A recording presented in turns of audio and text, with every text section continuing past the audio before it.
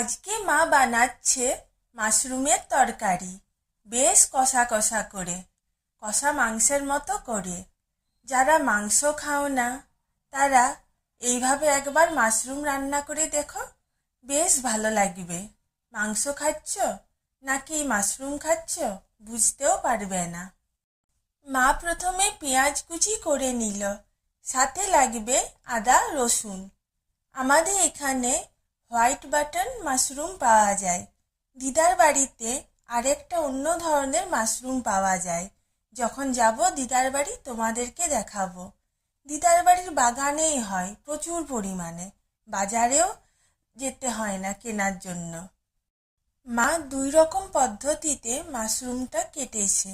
Mushroom low calorie low fat food, এতে প্রচুর পরিমাণে ভিটামিন বি কমপ্লেক্স থাকে, আর এটা নন অ্যানিমেল সোর্স প্রোটিন আর ভিটামিন ডি এর, আর ফাইবারও প্রচুর পরিমাণে আছে মাশরুমে।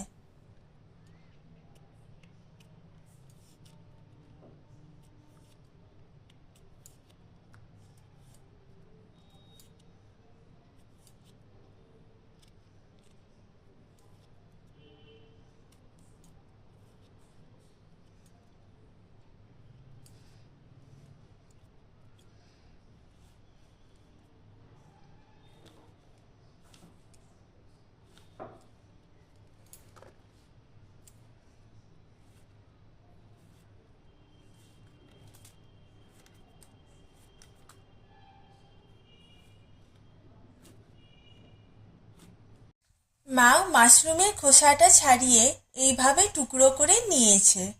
ওপরের অংশটা তিনকোনা ভাবে কেটেছে, আর নিচের অংশটা লম্বা বা গোল করে কেটেছে। সাথে নিয়েছে টমেটো কুচি, আদা বাটা, রসুন বাটা, হলুদ গুঁড়ো, ধনে গুঁড়ো, জিরে গুঁড়ো, নুন আর সরষের তেল। হাফ পেঁয়াজ কুচি দিলাম। পেঁয়াজটা একটু সামান্য ভাজা ভাজা হলে রসুন বাটা একটু নেড়ে আদা বাটা দিলাম। আদা রসুনটা একটু ভাজা ভাজা হলে তারপর টমেটো কুচি দিলাম।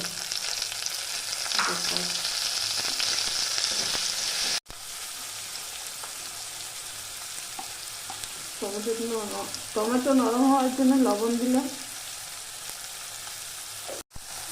এরপর ধনে গুঁড়ো, জিরে গুঁড়ো, হলুদ গুঁড়ো দিলাম। একটু মশলাটা কষা কষা হয়ে গেলে মশলা থেকে তেল ছেড়েছে। এরপর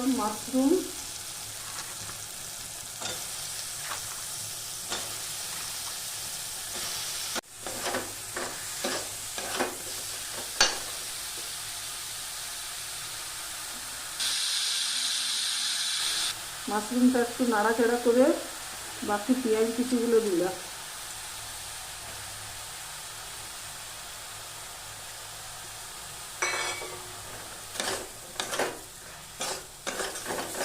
দিয়ে মাশরুম আর পেঁয়াজ কুচিগুলো ভাজা ভাজা করবো।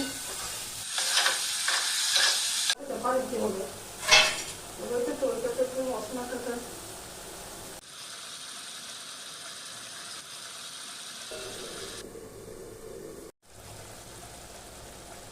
সামান্য একটু লবণ দিলাম।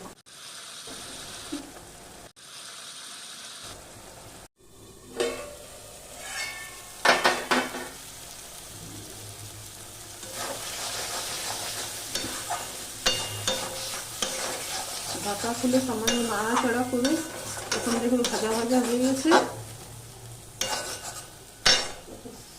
সামান্য অল্প একটু জল দিই।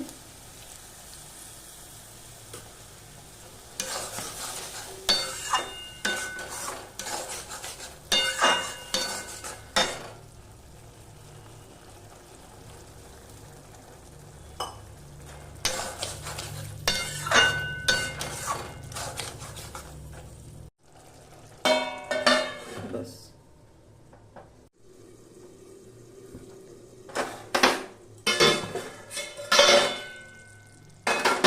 Ready mushroom.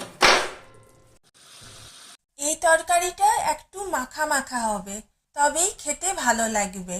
আর দেখো কি সুন্দর ক্রিমি টেক্সচারটা এসেছে। মাশরুমের এই তরকারিটা তোমরা ভাত ছাড়াও রুটি, পরোটা সব কিছুর সাথেই খেতে পারবে। মা যেভাবে লঙ্কা ছাড়া করেছে, এতে বাচ্চারাও খেতে পারবে। আমার মায়ের এই কষা মাশরুমের রেসিপিটা তোমরা বাড়িতে বানিয়ে খেও এবং মাকে কমেন্টে অবশ্যই জানিও তোমাদের কেমন লাগলো। Thank you. সবাই ভালো থেকো।